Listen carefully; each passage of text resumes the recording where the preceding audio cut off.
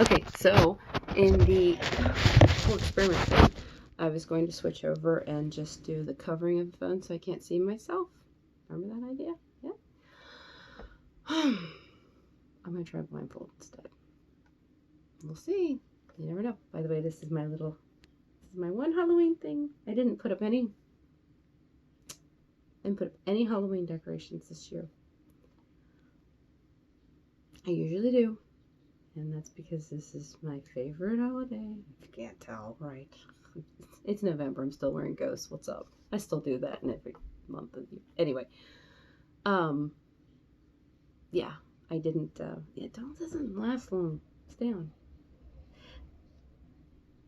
Anyway, I don't care. I'm not gonna work back. So I'm gonna try blindfolded though and see what the difference is with me recalling information. So here goes. And I'm gonna once in a while just tap my lights just so I know it's on. Okay. Now you have to give me a second because I have to kind of like, my brain is still focused on what it was last seeing, what it was last doing. So it's like, okay, it's gotta take a moment to just kind of la la la la, because in my life, I'm going to talk about my dream, one of my dreams. I had many of them. A while back when I was really sick, I guess you could say suicidal, and my brain wouldn't stop me from being suicidal actually. So it created a fantasy world that made sense to me, and it did it through the dreams, awake and asleep. And now I'm going to share one, maybe two. You never know. Anyway, so the one dream that I actually was reminded of the other night, I was doing my exercise that I every once in a while start doing again and then stop. But the song from The Crow came on, Burn, and I'd like to have it playing in the background right now while I talk about this dream, but oh well, it happens, you know. So the scene is like a warehouse, and this girl is painting the floor because she's going to do a project, and she's painting white lines on the floor. Well, then she gets an idea, to do something else. So she pulls out a tarp, and it's like, it looks like a baby pool. It's the size of a baby pool. It doesn't look like one. I think it's for dogs actually. But she puts that on the tarp. And then the other thing that she did, some of my other dreams, painting dreams that she did, uh, use these same canvases. So just remember when I say the homemade canvas. She found in one of the rooms, one of the bunkhouse rooms of this warehouse, where there were like these old dirty sheets. So she washed them, bleached them, and then she used pieces of wood and made her own canvases out of these bed sheets. So she's using one of the homemade ones, and the music comes on, and you see, it's a dimly lit warehouse, and you see off to the side there's like this pile of like grocery bags, and then you see her, and she's finishing with tying a grocery bag onto her arm, and she's got several of them tied all up and down her arms, and and there's these, in that baby pool thing, there's like this black paint. And also, oh, I'm so sorry, forgive me, before I say that, there's, she painted these dark purple lines on the tarp. Just lines. Not sure how to describe it. But they're just like little puddles. Well, not puddles, but they're dark purple paint, a very dark purple, and maybe blue. I'm not sure. It's kind of tricky because in my dreams sometimes colors kind of mix a little bit. It happens.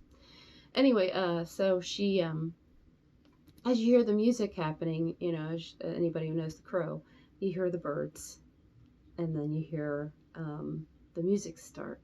Well, that's when she gets into the pool of this black. She kind of like roll dives into it, kind of thing. And then she starts like flailing around, kind of like if somebody was drowning. She's not drowning, but it's kind of like that. And she starts like doing like movements and stuff. At least I mean, I could probably describe it better, but I'm not going to go into all of it because if you can't see it, it's kind of difficult to see it from someone's words. When I say see it, I mean like physically see it. Anyway, so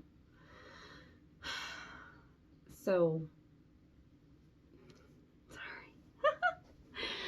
So she's kind of flailing around in this little pool thing, and as she gets up, she rises up and she raises her arms, so you can see like there's this black just dripping down from these grocery bags, and the plastic grocery bags, by the way, if anybody wonders.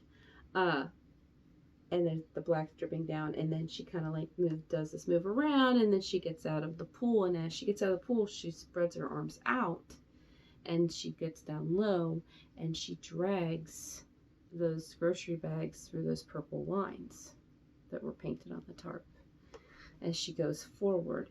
And as she, the further away she gets from the pool, as she, along those purple lines, purple, blue, whatever lines, she's lowering her head, and she has a hair clip in her hair, kind of like I do actually.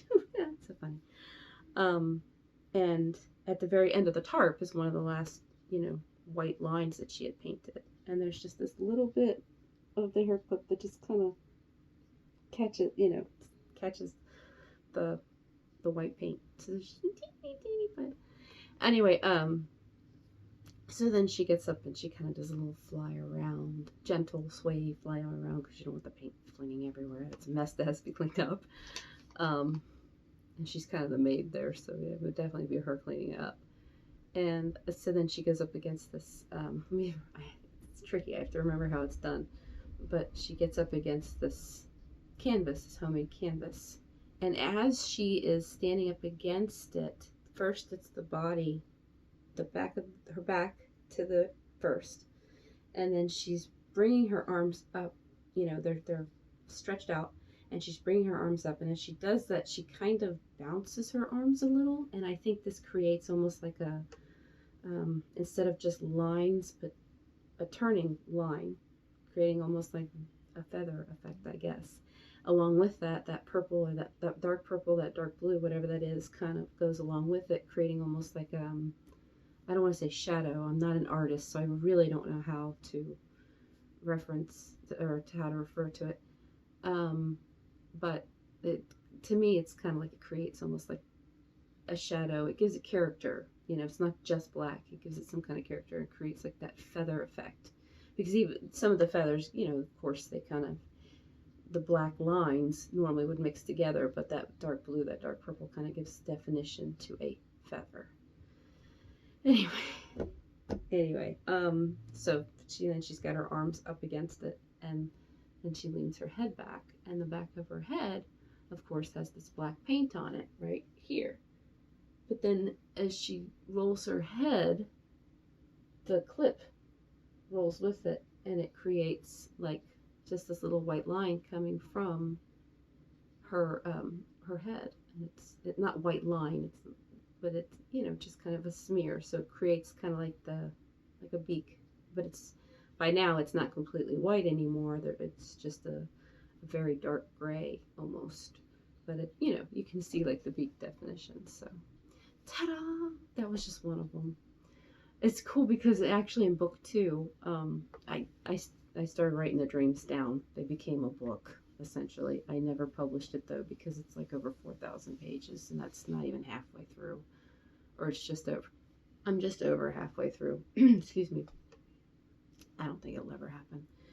It's interesting to me because they're my dreams, and the girl in the dream, I believe, does represent me. There are things about her that are me, and things about her that are not me. Maybe some of them are like other people I know and things like that. So of course it's interesting to me, but I don't think they'd be interesting to anybody else. But some of the dreams are cool, so I think I'm going to share them regardless. And they make me happy, and that's one of them. because I'm blindfolded. I can't just stop the video and say, okay, we'll start another one. So I'll just go into another one. Because actually, since we're on the painting one, I vaguely recall this one, like how it specifically happened. I just remember that she created those homemade canvases, and she has them. Okay, now something you have to understand about this warehouse is that it's kind of like a fun house. Things change, things happen, and she doesn't know why these things are changing and happening. But she,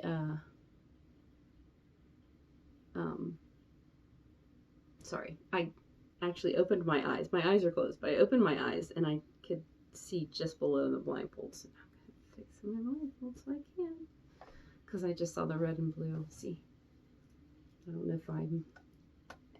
But see the red and blue? Isn't that so cool? I love it. But it's actually funny because it reminds me of my next dream. It's so funny that I decided to say that one. Anyway, so do you know the band DMB? Well, they kind of became something big in my head, I think, during these dreams. One of the dreams involved a song called Pig. So in real life, it created lightning in my brain. That's the easiest way I can explain it. It made me feel like there was this lightning shocking my brain. I don't know why. It just happens. But anyway, so it became, I guess DMB became kind of a thing. Because there's a couple of their songs mentioned in that story. Unfortunately, I would never be able to publish it with their stuff because of the whole copyright thing. And even though, actually, shh, don't tell anybody, I found a loophole of how you could use celebrity stuff. But I'm not going to share it because it would not just create a loophole, a legal loophole in that department. It would create it in other ways too. And unfortunately, I can see how that could become a criminal type thing. So I'm not going to share it. Anyway, so the dream I was talking about, the homemade canvases, she has them. They're really just supposed to be set up kind of around her. Kind of like if you imagine like a fun house of mirrors, and she has them set up around her. And then the music for Gray Street comes on, and she has her headphones on, and the music comes on, and she starts to paint. Now, like I said, it's been a long time since I remember this, and unfortunately, I believe where I wrote down the information, I didn't actually write it down. I put it in my phone, which I'm recording with, so I can't get the information out. Anyway, so I'll just say it as best I can remember it. And that is, so she starts painting. She's got all these little paints on the floor around her. And she starts painting. And so obviously she's got mental health issues. And, there's moments where it just kind of hits more than others. Where, you just start remembering the sadness of things. You start remembering the unfairness of things. You start having a little breakdown, kind of. But because you're functionally doing something in an emotional way, it actually helps with a breakdown. At least in this case, we'll just say, I'm thinking in real life too. But, we'll just go with this for now.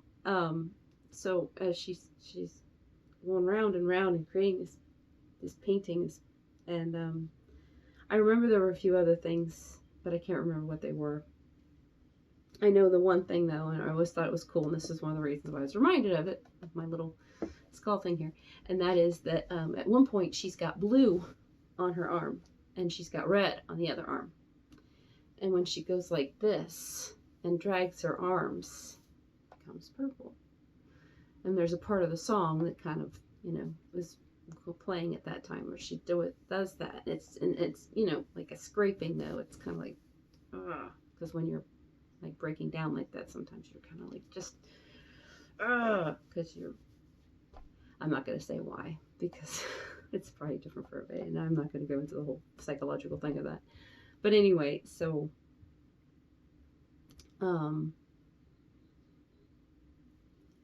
I guess I didn't have to mention the fact that it's a fun house because, well, I guess I will anyway.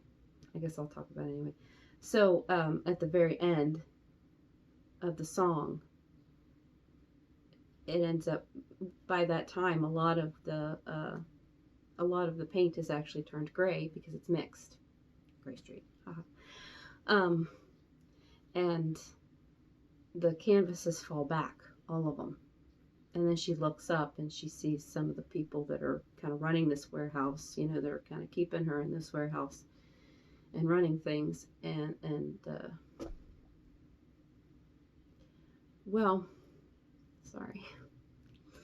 This is one of the reasons I say this dream reflects me, because it's true. Sometimes you just feel like you never grew up. And you don't know why. And you don't understand. Because it doesn't make sense why everybody else around you seems to be able to grow up, to become adults, to do adult things, to think like adults. Not just to do adult things, because you can do adult things, but to think rationally and responsibly like an adult. So why is it you can't?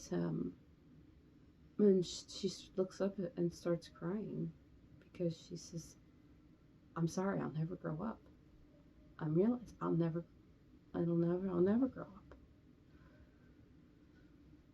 And then she storms off.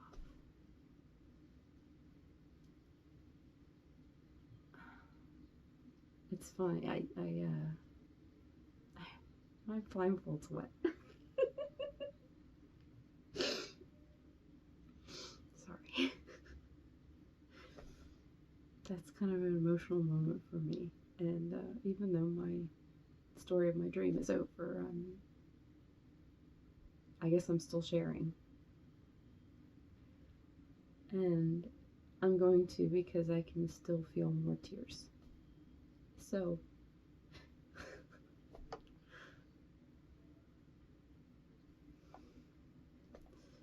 I remember those dreams. And they've been a while. It's been a while since I had them. They were keeping me alive.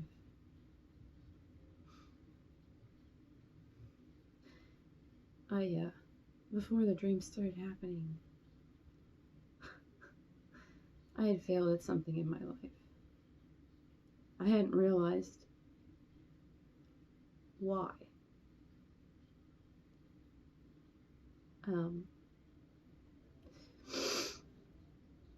I was on vacation. I went on vacation. Well, excuse me, sorry. Sometimes I don't want to share all the story because it's like, who wants to hear your story? Nobody wants to hear your story. Nobody cares about your story. Just you. Sorry. It's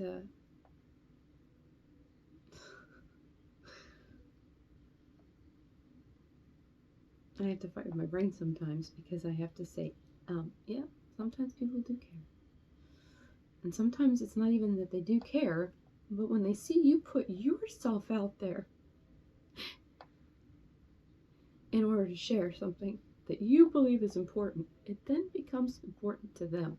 It's like when you really get to someone and you go through their stomach to get to them, right? You know, making the food to get to.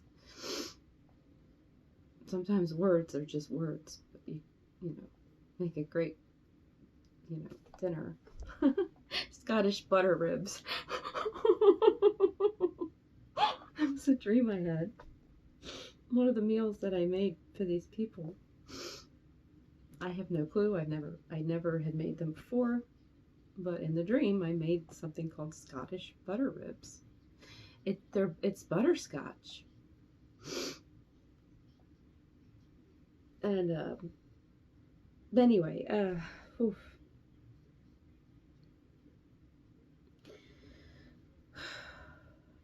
Like I was saying, I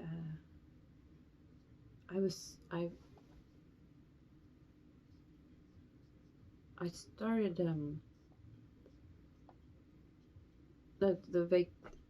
I had lost a job. I hadn't worked for quite some time, and I started working as a maid because I thought I just need a job that I can go in and I can just do. It's step one, step two, step one, step two. There's no what if involved. Well, unfortunately, even being a maid, there's what if involved. Um, and I think what threw me the most was they had these training videos, and I saw the training videos, and they showed specifically how things were supposed to be done. So in my brain, it became a fact. This is how things are supposed to be done. So as we all know, training videos versus actual on job is oftentimes quite different. The training videos that were made in the 80s, especially, are not going to reflect nowadays. And so when I went on to the job, I was doing more than what was actually, what they were doing on the job. And that was actually the new requirement was what they were doing. They were doing a good job. I was doing too much. And then on top of that, it would mess with me, the line of cleaning. So like when you're cleaning a kitchen, you clean up to this point, but nothing beyond. That's it. And that messed with me because when you clean, dirty. No. Clean, or dirty. But can't do that. And that would mess with my brain so much. I wanted so much to be able to do this, and you have no idea. It's not just to be able, for me, just to be able to say, hey, I'm working again. I miss working. I miss being with adults. People, not even adults, just people that I can talk to that don't go blah, blah, blah, blah, blah all day,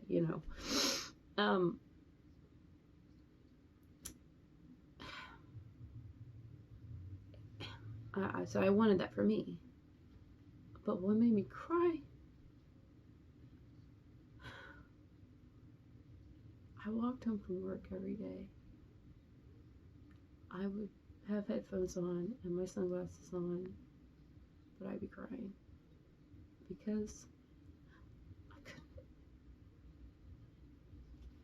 I couldn't make sense sometimes of what had happened at work.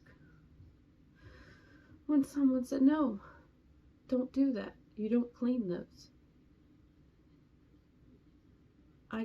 I couldn't get that in my head. I couldn't understand how you could clean this, but this be dirty. I couldn't.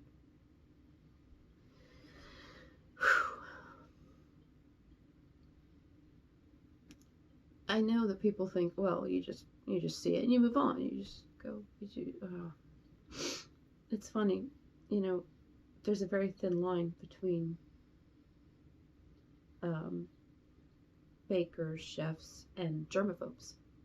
And I say that because you ever seen where, you'll see someone who cooks food, right? And they're trying someone else's food and they go, oh, yeah, that's a little saltier than I would like. I can definitely taste the pepper. Oh, a hint of nutmeg.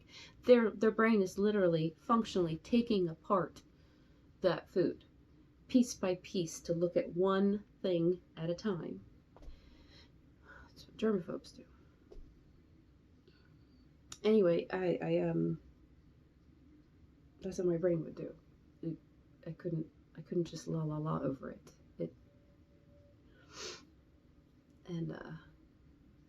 But I kept trying. I kept staying with it. No matter how much it messed with my brain, I kept trying because I came home and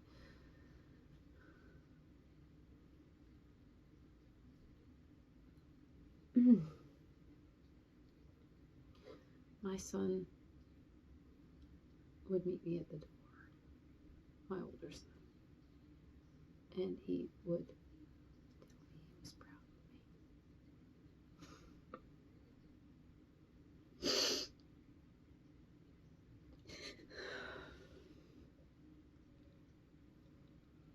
After all those years, but that depression,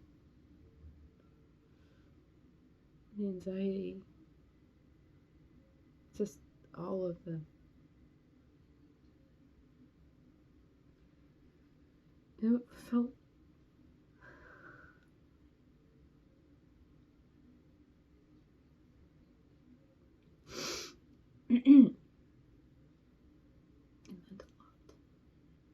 him to say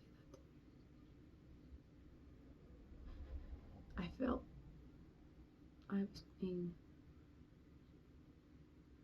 something that made sense to him. I was being a role model, like a parent is supposed to be.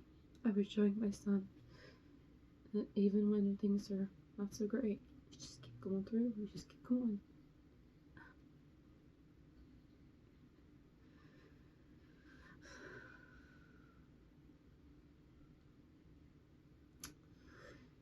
I was, eventually I was let go from that job. And the manager even told me, he said, you know, I can't remember his exact words, but basically it was like, if I had a team of super cleaners, you would be on it. He said, you're just too, you're too focused on the clean. There's, then you're slowing the rest of the teams down because of it. And, so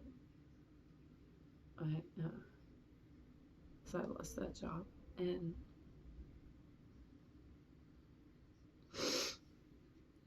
not long after that, I mean, I was okay. I tried to stay with it. I tried to say, okay, all right. So I was a little too clean. All right. So I just got to find a way to let go a little bit more. And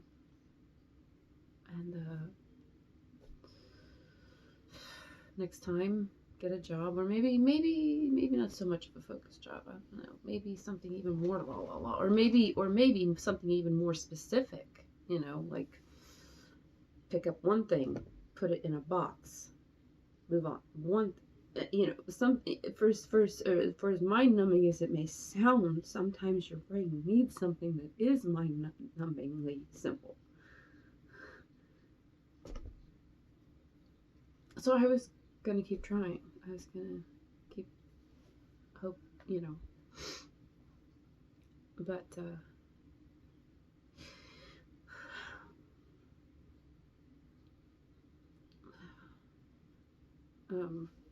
anyway, not long after that, we went on vacation.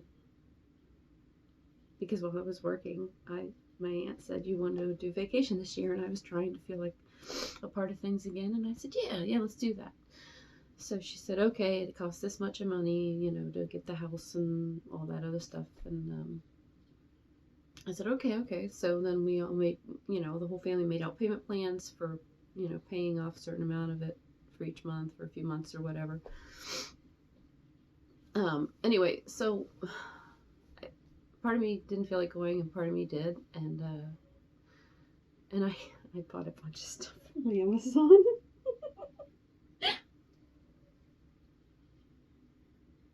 I never returned it. I tried to, actually, but that's a whole other story. I wanted to. I had lost some weight. I wanted to feel good. I was feeling, and I was thinking. I even had this like little imaginary thought in my mind, like, what if I meet someone while I'm on this vacation, right? That'd be fun, and just someone I can go, hang out with, maybe just take a walk with, whatever, whatever. And so I got all these like little fun clothes and stuff, thinking that I was gonna wear them. I didn't. It was weird.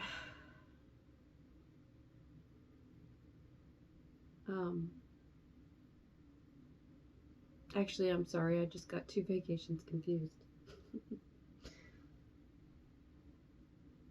The one place I didn't feel the presence of these people, actually. Everywhere else I felt the presence of these people, but that vacation, for some reason, I did not feel their presence there. That was another vacation. The one that actually happened after I lost my job was on a beach. And one of the nights, the last night actually that we were there, I drank a little bit. Like I was carrying around the bottle. And it was fun. My one cousin tried to have a conversation with me, a serious conversation with me, and I was trying to be there with her.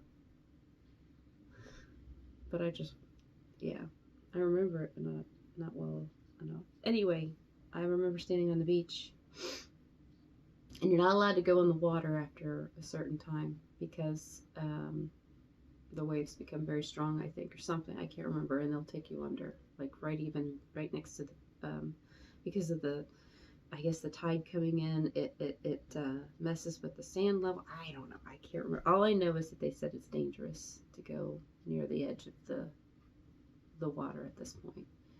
But I was standing just on the inside of that edge, and I remember it was strange. I got this funny feeling like there was something out there, like in particular something. It was a weird feeling. Anyway, not long after that, I was back home again, and I just kept getting this weird feeling, like I want to go home. And it would be at random times of the day I would just feel that way. Happy, sad, didn't matter. And then one day I was sitting on my bed, and I thought that, and I felt, I think I said, like, and then I realized what I was saying, and I realized that I was suicidal. It was a subconscious suicidal. I wouldn't actually do something, but some part of me wanted to go home.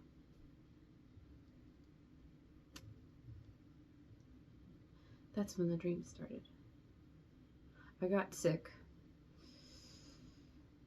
I thought it was COVID, but it was before COVID was even a thing here in the States, so there's no way that could be. But I lost my sense of taste, and and I had these dreams about these people in a warehouse. That's when it started. And it went on for like a year and a half or so. Awake, sleep. Didn't matter.